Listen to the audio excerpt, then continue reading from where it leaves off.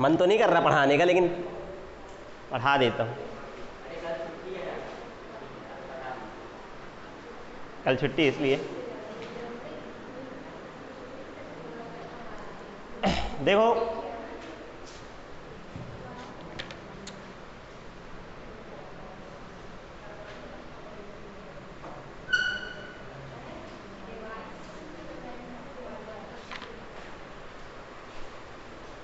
Heat energy या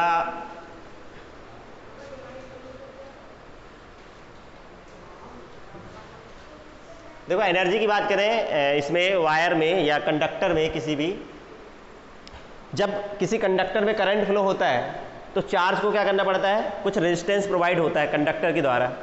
तो उस रेजिस्टेंस के कारण चार्ज को एक स्थान से दूसरे स्थान पे ले जाने के लिए बैटरी कुछ वर्क करती है, क्योंकि अपन बैटरी लगाते हैं, बैटरी ही तो चार्ज को पुश करती है।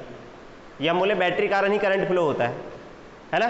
मतलब बैटरी क्या करती है, ऐसा समझो कि चार्ज को आगे बढ़ाती है, पुश करती है, तब चार्ज आगे जाते हैं या इलेक्ट्रॉन आगे मूव करते हैं। बैटरी लगाएंगे तो यहाँ इलेक्ट्रॉन मूव करेंगे इस तरफ, है ना। तो इस बैटरी को यहाँ जो रेजिस्टेंस है कंडक्टर का, उसके अगेंस्ट हम बैटरी क्या करती है, कुछ वर्क करती है ना। उस रेजिस्टेंस के अगेंस्ट वर्क करती है, तो वो जो वर्क करती है वो हमें किस फॉर्म में दिखता है। अगर रेजिस्टेंस होता है या दो बॉडीज़ में फ्रिक्शन होता है तो क्या आता है, हीट जनरेट होती है। उसी तरह चार्ज को यहाँ से यहाँ जाना है, जहाँ रेजिस्टेंस के अगेंस्ट कुछ वर्क होगा तो वो किस में दिखाई देगा अपन को, हीट के फॉर्म में दिखाई देता है। या वायर बोले तो वायर गर्म हो जाता है, होता कि नहीं होता। करंट अगर फ्लो होता है वायर से तो जनरली वायर गर्म हो जाता है, ठीक है। क्यों होता है, वहाँ पे हीट एनर्जी आ जाती है। अपन देखना वो कितनी एनर्जी होती है। अगर अपन यहाँ पे बैटरी से पोटेंशियल लगा रहे हैं इस कंडक्टर में या वायर में, इसका मतलब क्या हुआ कि इन दोनों एंड के बीच में पोटेंशियल डिफरेंस कितना है, V है। चार्ज को, इलेक्ट्रॉन को यहाँ से यहाँ या पॉजिटिव चार्ज को इधर से इधर ले जाने के लिए जो वर्क करेगी बैटरी, वो देखें अपन कितना होता है, ठीक है। चार्ज को इस एंड से इस एंड तक ले जाने के लिए कितना वर्क करना पड़ेगा, ठीक है। मतलब इलेक्ट्रॉन को यहाँ से यहाँ तक ले जाने के लिए या फिर पॉजिटिव चार्ज को इधर से इधर ले जाने के लिए, क्योंकि इलेक्ट्रॉन अगर इधर मूव करता है तो पॉजिटिव चार्ज कहाँ मूव करता है, उल्टा इलेक्ट्रॉन के अपोजिट मूव करता है। बात वही है, लेकिन अपन पॉजिटिव चार्ज के लिए बात करते हैं। तो सपोज करो कि इन दोनों एंड के बीच का पोटेंशियल डिफरेंस भी है, तो चार्ज को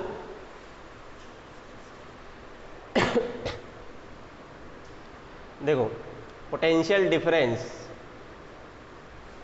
बिटवीन एंड्स ऑफ कंडक्टर मान लेते हैं V है, ठीक है। तो इस V में चार्ज को इस पॉइंट से इस पॉइंट तक ले जाने के लिए कितना वर्क करना पड़ेगा। अपन लोगों ने पढ़ा था पोटेंशियल डिफरेंस या पोटेंशियल की डेफिनेशन पढ़ी थी, वर्क अपॉन चार्ज पढ़ा था पोटेंशियल की। तो W क्या हो जाता है, Q इंटू V। मतलब पोटेंशियल डिफरेंस इंटू चार्ज क्या कहलाएगा, वर्क।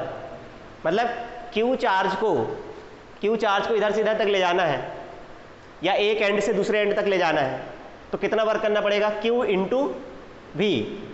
कितना पोटेंशियल डिफरेंस है, V। किसको ले जाना है, Q चार्ज को ले जाना है, तो वर्क कितना हो जाएगा, Q इंटू V। W जो होगा या work W is equal to Q into V। तो work done to move Q charge from one end to another end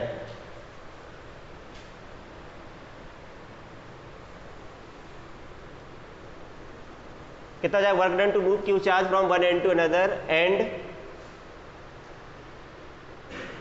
W is equal to Q into V। ये हो गया, ये work है। और इसके अलावा जो अभी अपन ने ओम्स लॉ पढ़ा, क्या पढ़ा है ओम्स लॉ से, बाय ओम्स लॉ पढ़े हो कि नहीं पढ़े अभी? ओम्स लॉ का फार्मूला क्या होता है? V is equal to R I या आई आर, एक ही बात। यहां पे V की वैल्यू रख देते, ठीक है। क्या मिलेगा? By equation 1 by equation 1 W is equal to Q, V की वैल्यू कितनी हो गई?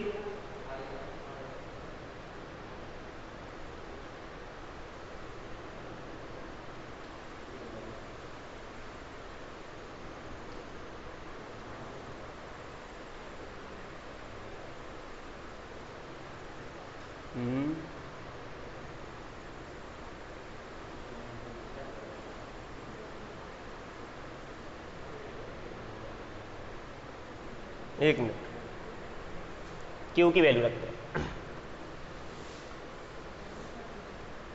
Q की वैल्यू कितनी होती है? Q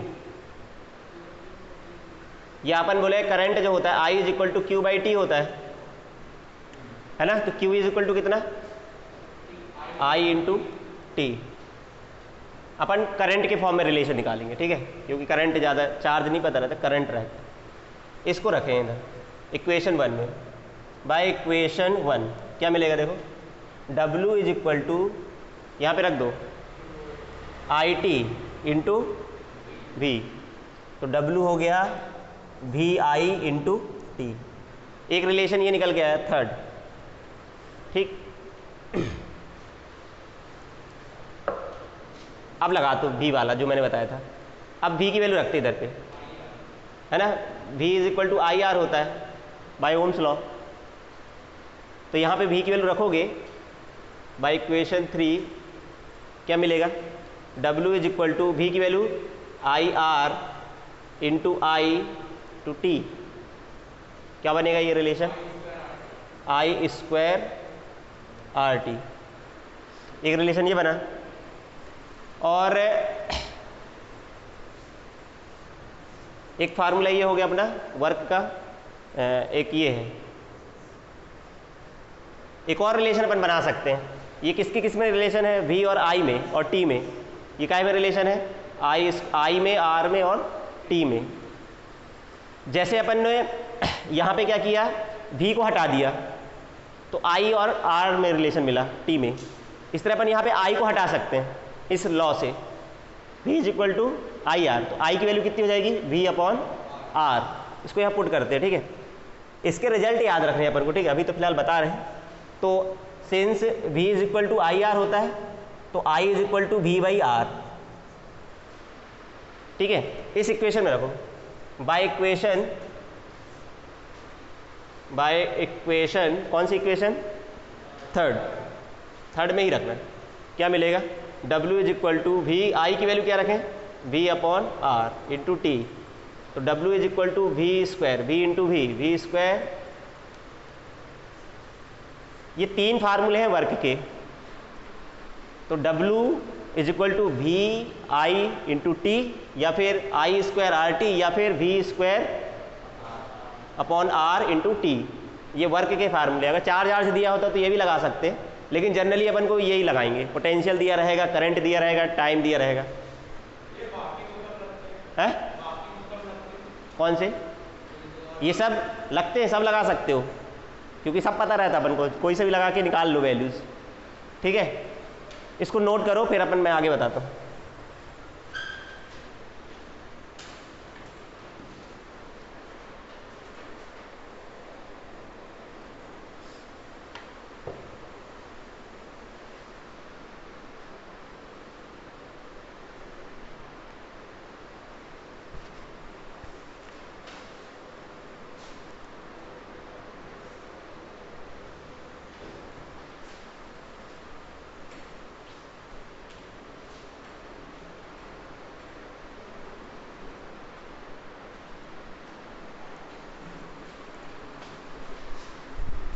क्यों आनंद, पढ़ाई क्यों नहीं करते?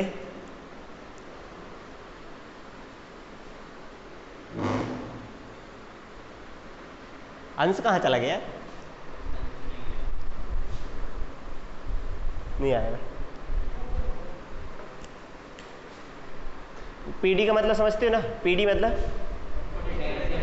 और डब्ल्यू डी, चलो बहुत अच्छे, बहुत बढ़िया है।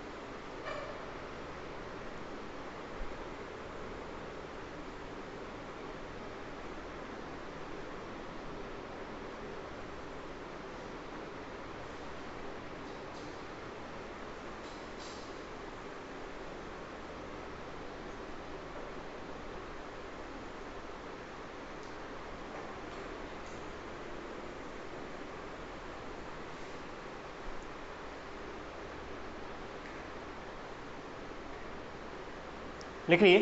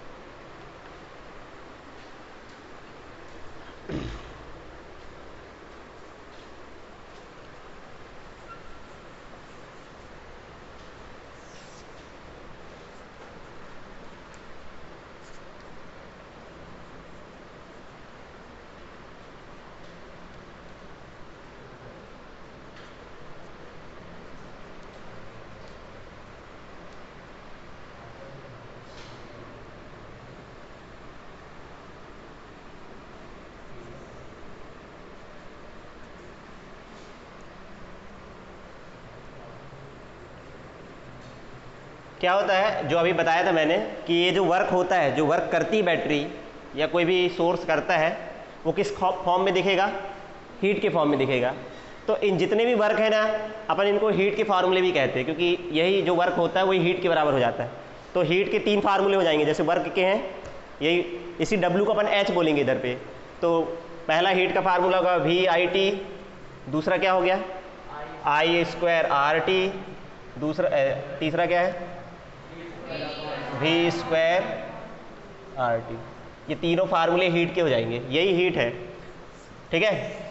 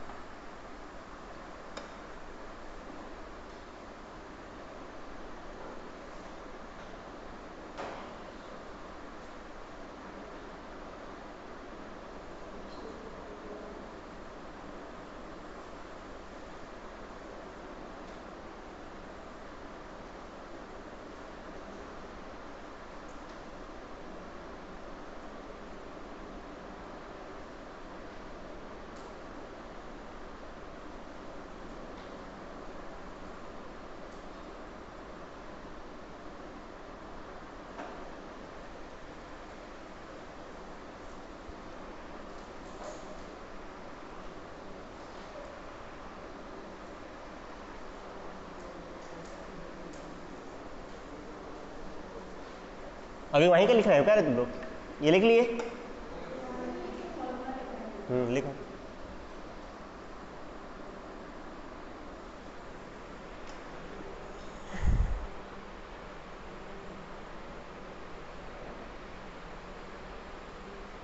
अब अगले टर्म में मतलब क्या पढ़ेंगे अपन? लाइट चालू करें, लाइट है ना।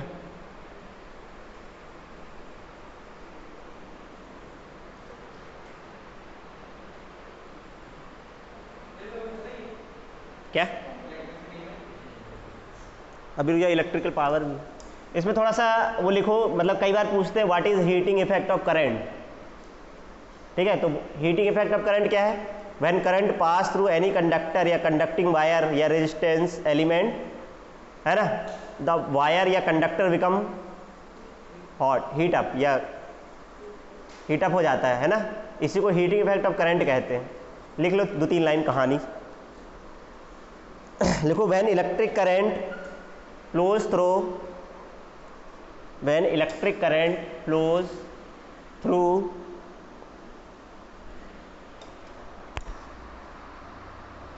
द इलेक्ट्रिक क्या बोला? When electric current flows through the resistance element, resistance element या रेजिस्टेंस भी लिख सकते हो। रेजिस्टेंस एलिमेंट से मतलब क्या है? कोई वायर है ना, through the resistance element the flowing charges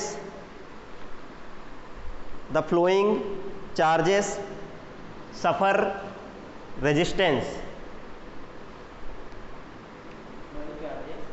flowing charges suffer resistance, है ना। जो चार्ज बह रहे हैं वो क्या क्या एक्सपीरियंस करेंगे? रेजिस्टेंस एक्सपीरियंस करेंगे, सफ़र करेंगे। Work has to done, suffer resistance, flowing charges suffer resistance, जो चार्ज होते हैं, जो फ्लो होते हैं, वो रेजिस्टेंस सफ़र करते हैं।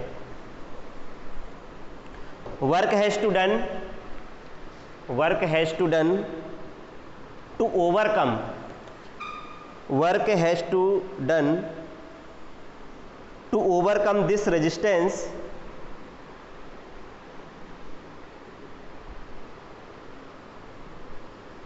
to overcome this resistance which is converted into heat energy,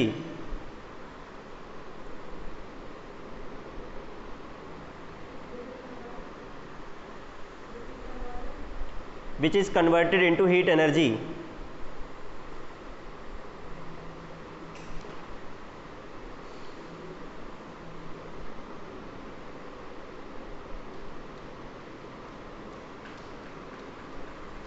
this effect is called heating effect of current.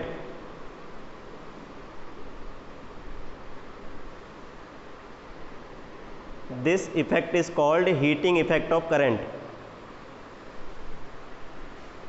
ये जो हीटिंग इफेक्ट ऑफ करंट है, इसका कहाँ कहाँ यूज़ करते हैं डेली लाइफ में, पता है? कहाँ कहाँ यूज़ करते हैं, है ना? हीटर, हीटर में जो वायर लगी है वो समझो रेजिस्टेंस है, जब उससे करंट पास होता है वो हीट अप हो जाती है। और प्रेस हो गया, जो तुम्हारा आयरन हो गया, हीटर हो गया, ये सब। फ्यूज़, फ्यूज़ सुना है वर्ड? फ्यूज़, जो घर के बाहर जो मेन सर्किट होता है वहाँ पे एक पतला सा वायर लगा होता है, वो क्या होता है, उसका मेल्टिंग पॉइंट कम होता है। ऐसा क्यों होता है? ताकि कभी करंट की वैल्यू अगर बढ़ जाए तो जब उससे ज़्यादा करंट फ्लो होगा ना तो वो गर्म हो जाएगा और पिघल जाएगा वो, तो क्या हो जाएगा, वो वहाँ से कनेक्शन टूट जाएगा। है बैंड? हाँ, इसी वजह तो हो जाती है, गर्म होती है ना, गर्म की वजह से टूट जाती है, वो मेल्ट हो जाती, पिघल जाती, तो टूट जाती। और ना टूटती तो क्या होता, घर के टीवी पंखा उड़ जाते। तो इससे अच्छा है कि वो वायर ही उड़ जाए, है ना। तो वो बचाने के लिए अपन फ्यूज़ लगाते बाहर, कि ज़्यादा अगर लिमिट से ज़्यादा वैल्यू करंट हो जाए तो वो अपने आप कनेक्शन वहाँ से टूट जाए या फ्यूज़ वो जल जाए, नहीं तो अपने पूरे घर के इक्विपमेंट चले जाते। 30,000 की टीवी, है ना, बढ़िया LED गायब, तो काहे में देखेंगे मूवी, काहे में देखेंगे ना। मोबाइल में, हाँ सही बात। एक छोटा सा टॉपिक, जैसे अब होता है इलेक्ट्रिकल पावर, हेडिंग लिखो इलेक्ट्रिकल पावर जल्दी से, टाइम नहीं है। Electrical power, electrical power. आज तुम लोग टाइम वेस्ट करा दिए ना मेरा, पढ़ के नहीं आते तो तुम लोग, आधा घंटा का लॉस हो गया, पूरा हो जाता। अब अगली क्लास में पढ़ाना पड़ेगा आधा घंटा। हाँ वही बोला ना, अगली क्लास पढ़ाना पड़ेगा, आधा घंटा इसको पढ़ाना पड़ेगा। क्या बोला? इलेक्ट्रिकल पावर या इलेक्ट्रिक पावर भी कहते, इलेक्ट्रिकल पावर। देखो हीट एनर्जी तो है, वायर में एनर्जी लॉस हो रही है या हीट के फॉर्म में निकल रही है, तो कोई भी इक्विपमेंट या इलेक्ट्रिकल डिवाइस किस रेट से एनर्जी को कंज्यूम कर रही है ना। जैसे पंखा चल रहा, बल्ब चल रहा है, ये सब क्या है? ये इलेक्ट्रिकल एनर्जी को कंज्यूम कर रहे हैं। ये सब रेजिस्टेंस है, समझो अपने सर्किट के, ये सब रेजिस्टेंस है। टीवी, पंखा, ट्यूबलाइट, ये सब क्या है? रेजिस्टेंस। जो इलेक्ट्रिकल एनर्जी को कंज्यूम करे वो सब क्या है? रेजिस्टेंस ही है। ये इनमें एनर्जी का लॉस होता है तब तो बिजली का बिल आता है, अगर नहीं लॉस होता तो बिल काहे का आता? ठीक है। तो कोई भी इलेक्ट्रिकल डिवाइस किस रेट से एनर्जी को डिसिपेट कर रही है या कंज्यूम कर रही है, उसे अपन क्या बोलते हैं? Electrical power. पावर तुम लोगों ने सुना है एक जगह, शुरू अभी पढ़ा होगा, rate of doing work, W/T है ना, rate of doing work, 9th में पढ़ा था, वही है। बस यहाँ पे एनर्जी लॉस, क्योंकि वो भी तो वर्क है, एनर्जी जो हीट एनर्जी लॉस हो रही है, H/T हो जाएगा इधर पे, वहाँ W/T था, H भी तो W ही तो था, अपन ने उसको H लिख दिया था, W/T तो वही है ना। लिख लो फटाक से, rate of dissipation, rate of dissipation of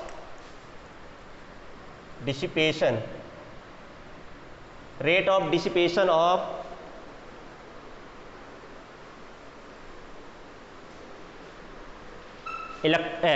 rate of dissipation of electrical energy.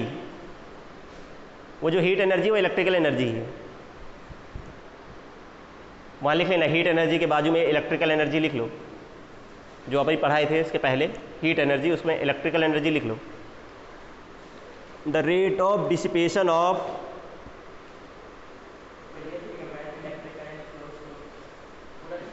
नहीं, अरे क्या लिख रहा है, हाँ क्या बोला है? The rate of dissipation of electrical energy in electrical device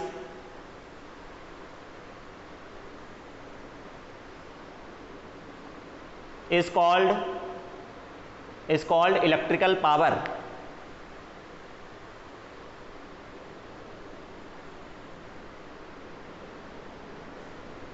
ठीक है। तो हीट एनर्जी जो होती है क्या हो जाएगी? इलेक्ट्रिकल पावर जो होती है उसको अपन P से शो करते हैं, और ये होती है हीट एनर्जी या electrical energy upon time. Electrical energy upon time, ठीक है। इलेक्ट्रिकल एनर्जी को P से शो करते हैं और इसको अपन किससे शो करते हैं? W, या फिर वही है हीट एनर्जी है तो H से, H/T। P = H/T या W/T भी लिख सकते हो। इसकी यूनिट जो होती है, पहले तो फार्मूले देख ले फिर यूनिट देखते हैं अपन। जितने अभी H के 3 फार्मूले बताए थे ना, सब में अगर T को हटा दें या T से डिवाइड कर दें तो काहे के फार्मूले बन जाएंगे? पावर के बन जाएंगे। 3 फार्मूले लिखा है, VI/T, I² RT और V²/R × T। अगर अपन उसमें जितने भी हीट के फार्मूले सब में T से डिवाइड कर दें, मतलब उसमें से T को हटा दें, तो काहे के फार्मूले बन जाएंगे? पावर के बन जाएंगे, P के बन जाएंगे। तो P के फार्मूले क्या हो जाएंगे? VI या फिर I² R या फिर V²/, ये 3 फार्मूले किसके हैं? पावर के।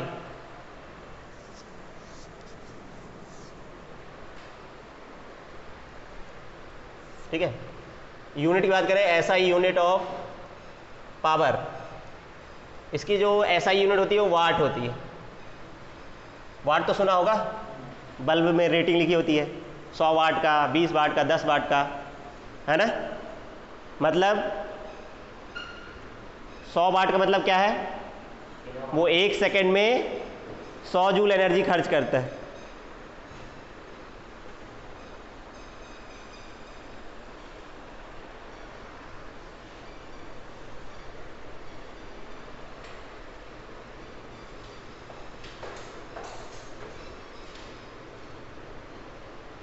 या फिर यहाँ से जूल पर सेकेंड, जैसे तुम लोगों ने वहाँ पढ़ा है, लेकिन वो जूल पर सेकेंड तो जनरली किसकी हो जाती है, वाले की, जो simply upon rate of doing work power, लेकिन इलेक्ट्रिकल पावर को जनरली अपन वाट ही में शो करते हैं, है ना। और इसकी और यूनिट होती है kilowatt, other unit of power, kilowatt, 10⁻³ watt, megawatt भी सुना होगा, 10⁻⁶ वाट, ठीक है। ये सब यूनिट्स हैं।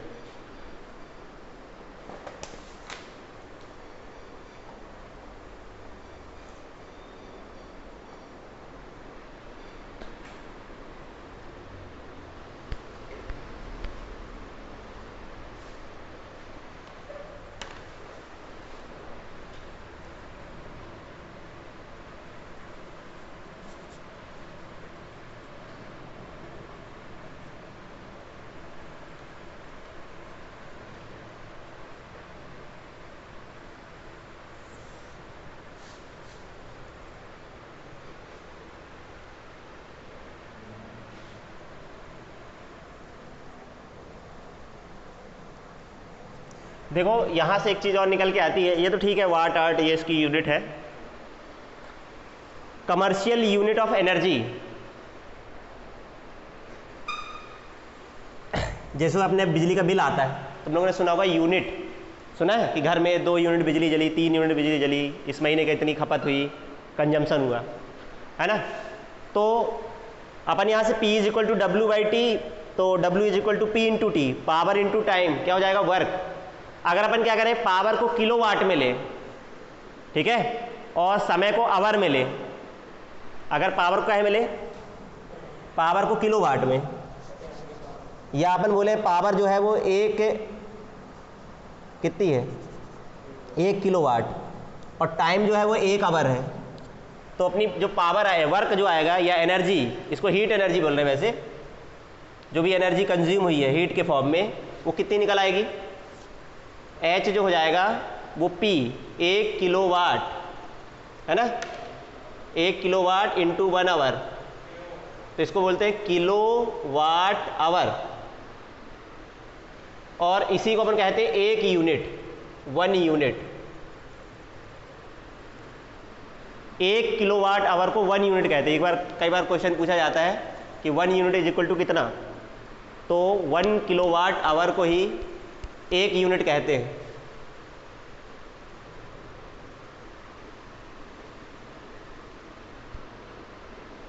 One kilowatt hour = 1 unit. ये कमर्शियल यूनिट है, बिजनेस पर्पज में यूज होती है।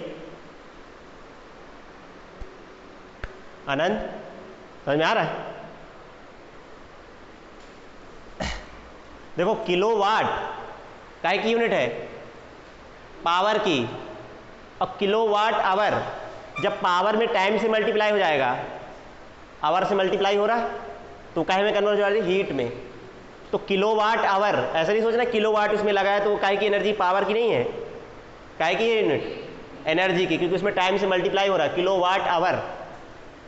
और कई बार ये भी पूछा गया कि 1 किलोवाट = कितने जूल, तो 1 किलोवाट मतलब 1000 वाट, 1000 वाट, और 1 आवर मतलब कितने सेकंड, 1 आवर होता है 3600 सेकंड, और 1 वाट कितना होता है,